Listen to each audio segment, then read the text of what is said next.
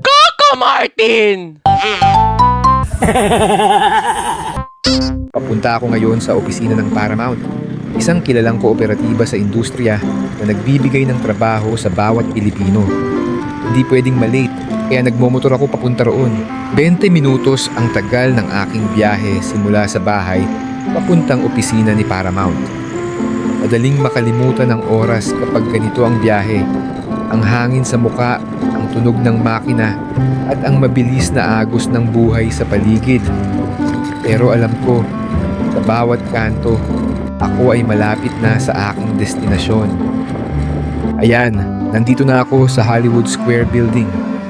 Dito matatagpuan ang opisina ng Paramount. Wala nang atrasan, magtatrabaho na naman ako at magiging bahagi ng team na tumutulong sa mga aplikante. Medyo mahaba ang pila sa elevator ngayon, kaya't mas pinili ko na lang maghagdan. Dito sa Paramount, laging busy, pero ganun talaga. Kailangan mag-adjust. Isa sa mga importanteng role ko dito sa Paramount ay mag-assist sa mga aplikante. Pagpasok nila, ako ang unang makakakita at mag-i-interview sa kanila. Mahalaga sa akin ang bawat pagkakataon kasi ang bawat aplikante ay may pangarap na gusto nilang matupad.